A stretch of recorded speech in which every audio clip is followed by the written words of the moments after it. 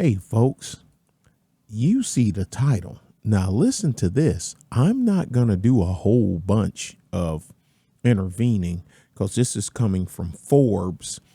And Forbes, they don't give me any problems with their content. Plus, I have a paid subscription, and I made sure that they know it's me because I use the same email address that I do for my YouTube channel. So they don't give me any trouble. Now, I wish treason would be applicable here, but it wouldn't make a difference because under the current administration, being as one of their golden boys that's aiding and abetting this, nothing would happen.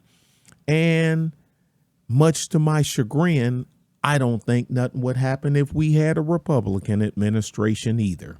I have one I have little confidence in, and the other one I have no confidence in. And yeah, I said it, but this is nothing new. Anyone that's been listening to me know that this has been my stance for a very long time. Okay? There was no such thing as YouTube. What no such thing as the internet. Internet did not exist when I had this same stance. Now, in full disclosure, I'm always was lukewarm on McCarthy being the Speaker of the House.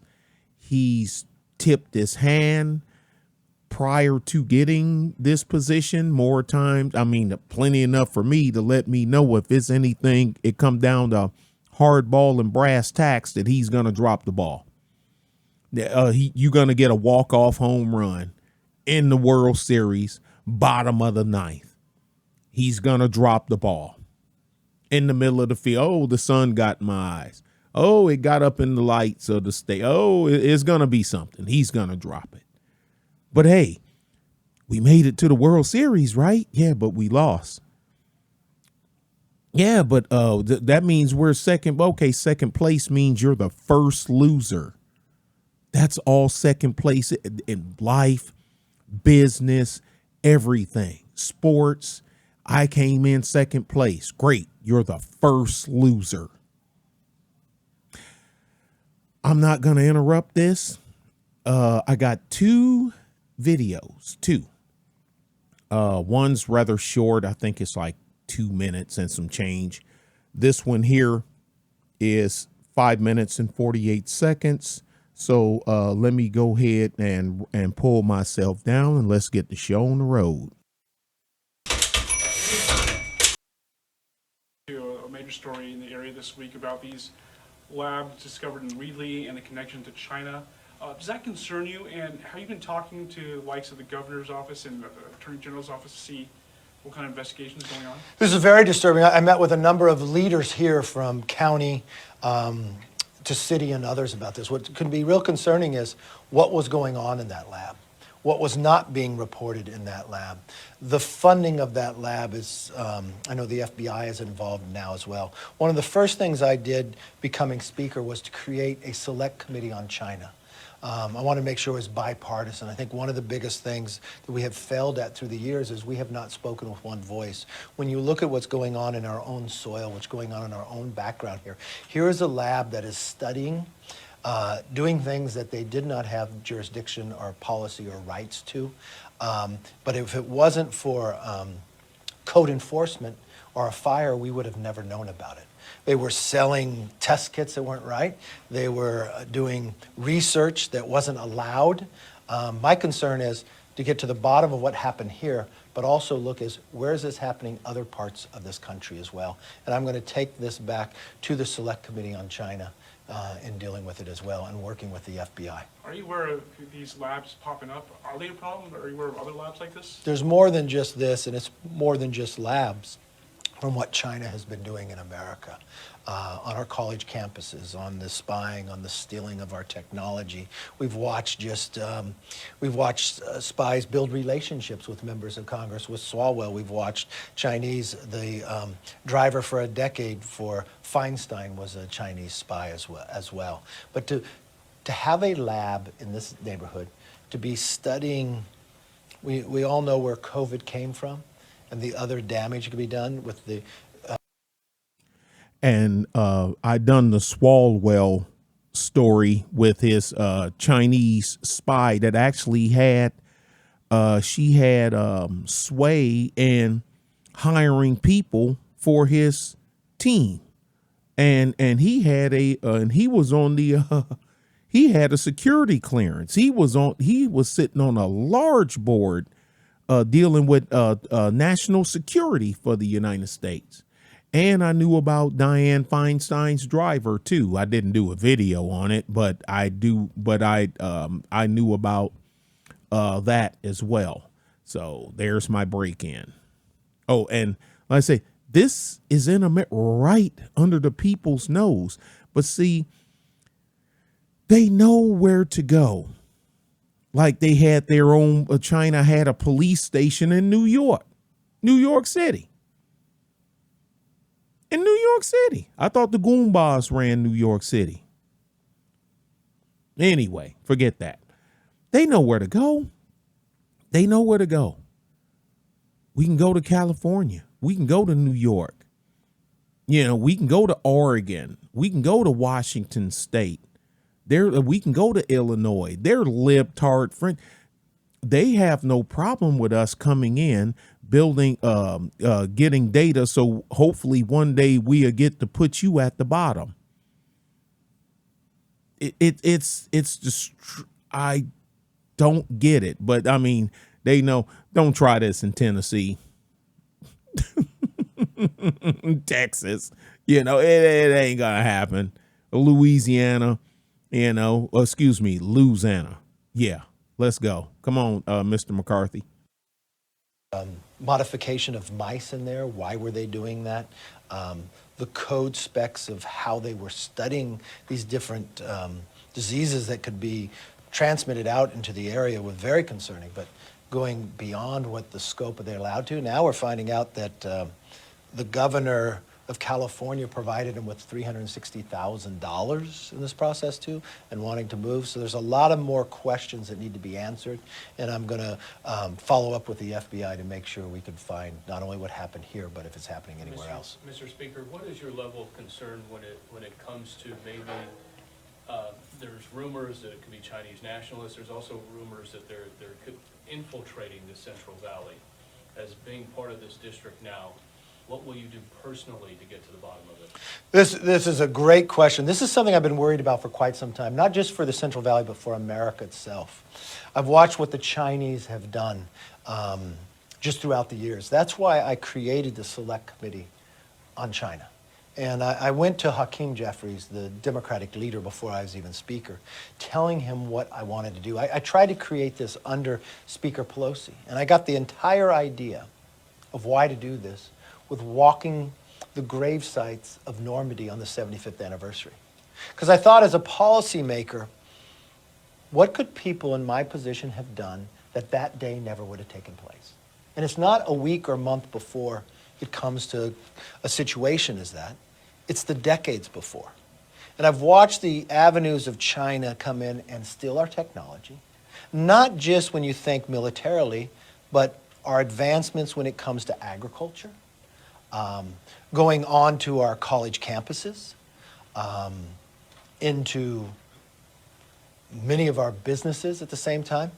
And when I tried to work with then Speaker Pelosi to get it done, it took me 8 months, and she finally said yes, but we brought the Washington Post in to interview the members. The night before we were going to announce it, she stopped it and said no. So now was an opportunity to do something different. If you watch how we built the Select Committee on China, I selected members from all different committees, from E&C, from agriculture, from Ways and Means. Why? Because this is exactly what the Chinese are doing. they can make America vulnerable from getting into our pipelines, getting into what are they purchasing? Would it be our food supply? It's a grave concern to me. And now we're finding just another evidence of it when it becomes to a lab. We don't have all the answers of what was happening in this lab. Could they have created something? We've watched the damage that COVID had done to the world. One of the first things I did within becoming Speaker 2 is create the select committee about COVID so we get the answers. Why did China shut down domestic flights but allow international flights to go with Wuhan? Why did they go after the WHO to say it didn't come from China? Why did we find now that even the American government had funded some of this research? Is some of this research being done here in America? These are all questions that need to be answered. So between those two committees. I know the answer, but I'm going to have to be very vague and disguising in it because there are certain people in America in positions of political power and financial power and big pharma that are okay with it because they have no problem sacrificing a percentage of the people here to if they can gain an upper hand on overall control somewhere down the line. The means justify the ends. Personally is where we're going to look at this, but also work with the FBI on a personal level to make sure the Valley that this isn't happening again, but gather the information and the knowledge we get here to see, because the one thing I've found that China does is they never do something one time. They duplicate it across the country, and those are the things we'll be looking at. I lied. It's actually 3 videos. My bad.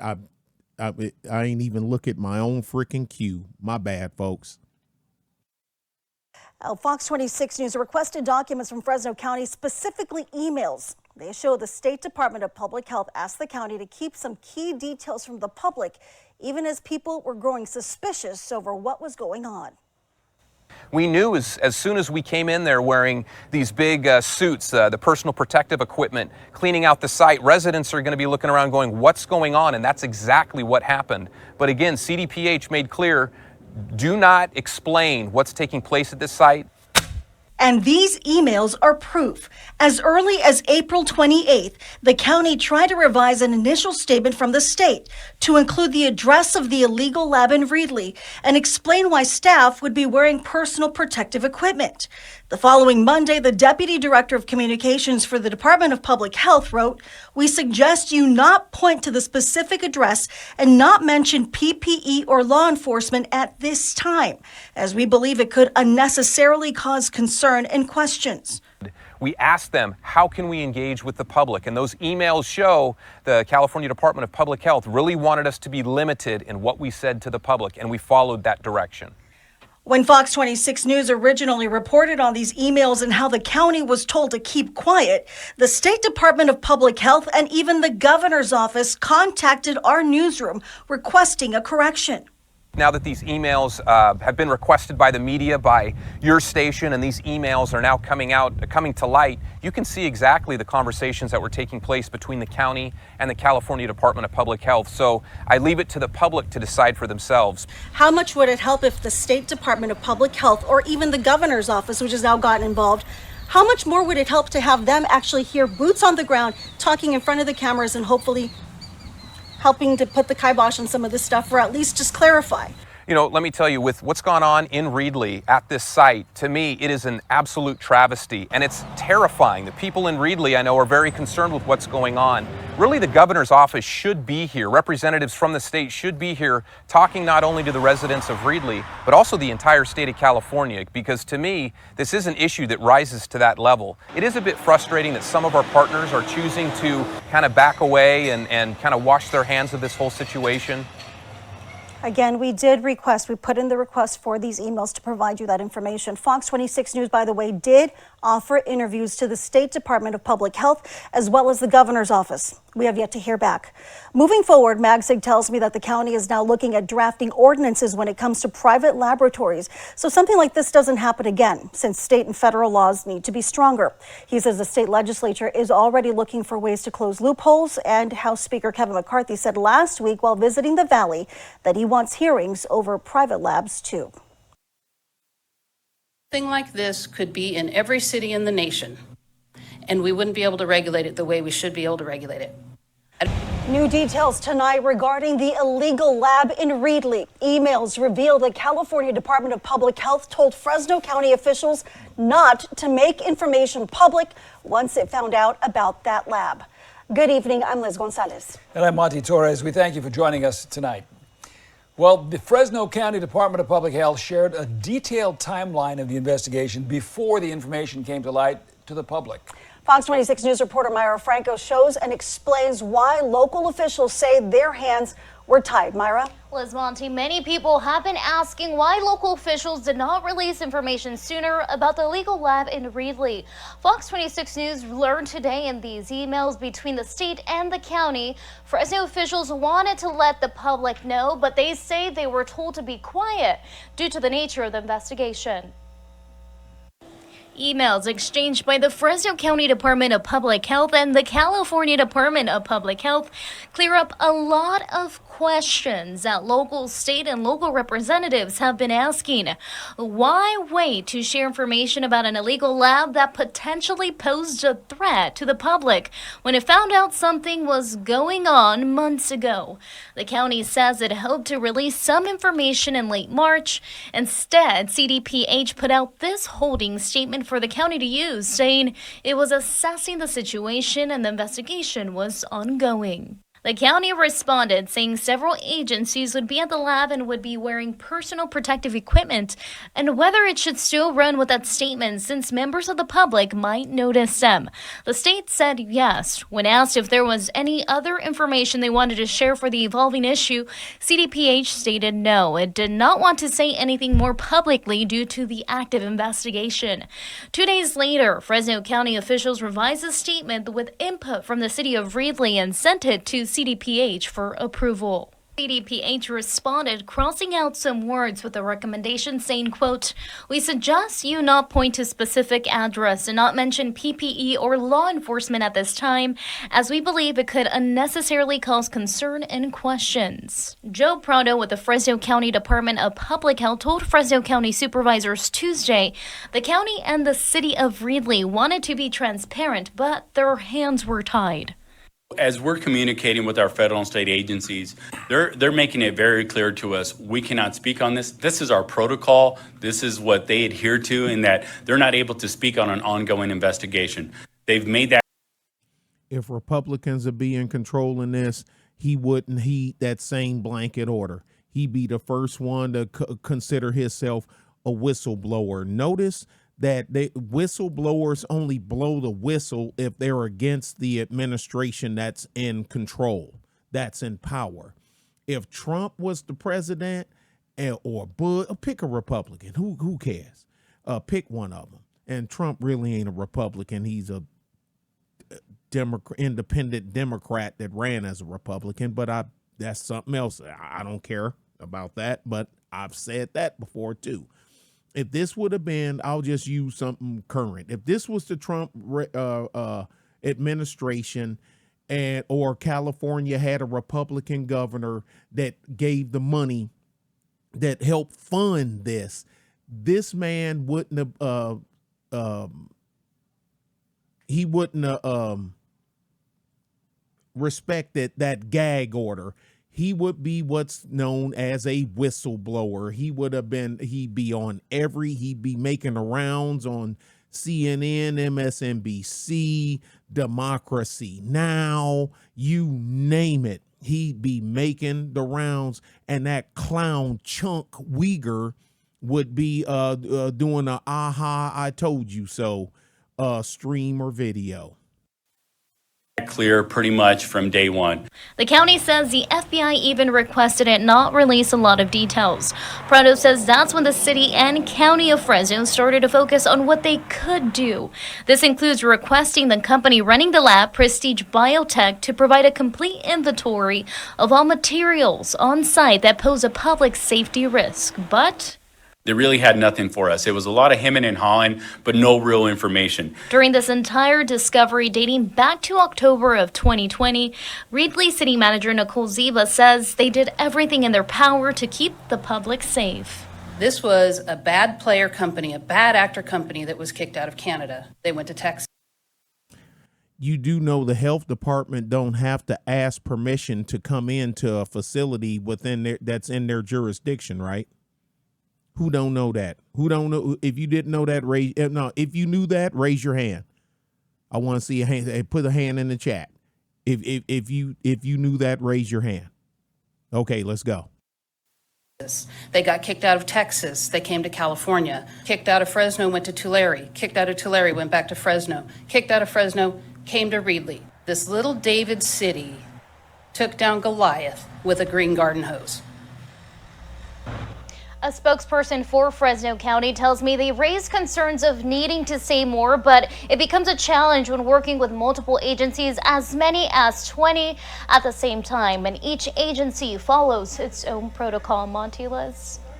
All right, thanks so much, Myra. And tonight's Reedley City Council meeting also focused on that illegal lab. A crowded house had plenty to say over how the situation was handled. That's right. Some praised the work of city and county leaders, while others even called on the city manager to step down. I've been in government for 25 years. I've never seen anything like this.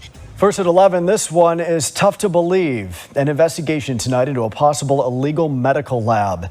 It was operating out of an abandoned warehouse in Reedley. Inside, mice bioengineered to incubate the COVID-19 virus.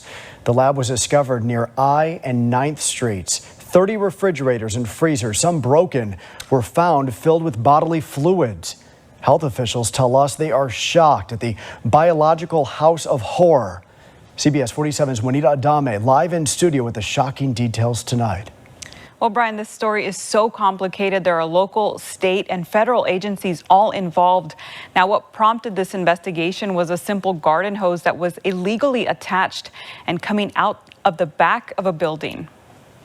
It was back in April inside this abandoned warehouse in Reedley that a discovery so shocking was made that it left local health officials stunned. This is a truly unusual situation. I've been in government for 25 years. I've never seen anything like this. I never have seen this in my 26-year career with the county of Fresno. What was supposed to be an empty building used only for storage was home to an unauthorized lab testing facility, something no one had even conceived of. We reach out to our local public health directors throughout the state, California, and there's really nobody has really expressed this type of interaction with a unlicensed lab. So it is something new. The discovery was made after a local code enforcement officer noticed this garden hose poking out a back wall of the building. Frankly, we knew that shouldn't be there. And when she went to go investigate, she found that there was activity or operation or something happening within that building. The city then obtained several search warrants to enter the building. Once inside, no staff was located, but there was a special room that was built housing about 1,000 mice, 1,000 white lab mice. And the reason the mice were in the lab was jaw-dropping. Through their statements, that they were doing some testing on laboratory mice there that would help them support developing the COVID test kits that they had on site. Documents show the lab was also being used to produce pregnancy tests. 200 of the nearly 1,000 mice were already dead. According to court documents, all the rodents were being caged in, quote, inhumane conditions. Also found thousands of vials, many of which contained biohazards, material. Sounds like an episode from the X-Files, doesn't it? Including human blood, unidentified tissue, and other unknown substances. A lot of these are being classified under unknown chemicals. Labels had been removed. thousands of vials, many of which contain biohazards, materials including human blood, unidentified tissue, and other unknown substances. A lot of these are being classified under unknown chemicals. Labels had been removed from bottles, so there was only certain testing we could do to those chemicals. According to court documents, experts determined that at least 20 potentially infectious, viral, bacterial, and parasitic agents were being stored inadequately, including E. coli, malaria, and even COVID. The city of Reedley immediately called in the CDC, the FBI, the California Department of Public Health, and the Fresno County Department of Public Health. I think because of that swift action that was taken, we really have been able to maintain public safety this entire time. Over the course of several weeks, investigators figured out just what they were up against. And as of now, there are no more biologicals, there are no more mice, but they still will see us abating. There's 30 freezers and fridges, there's medical equipment, there's all sorts of furniture in there. And so they'll still see some activity. Nothing hazardous at this point. Prado said the owners operated under the name Prestige Biotech, and so far they aren't saying much. Some of our other federal and state partners still have active investigations going, so I really can speak more to the building side of it. Now again, Reedley city officials emphasized that the lab had no city approval to operate and was supposed to be vacant. Investigators are working to figure out what to do next. Live here in the studio, Juanita Adames, CBS 47 Eyewitness News. Nita, what a wild story. And for continuing coverage, of course, stay with Eyewitness News right here on TV and online at yourcentralvalley.com. Yeah. And what do you want to bet that no one goes to jail, but yet you have... Never mind. I'm not going to even turn it into something else. Tell me what you think, folks. Rate, comment, share, and subscribe. Peace. Bye. Be safe.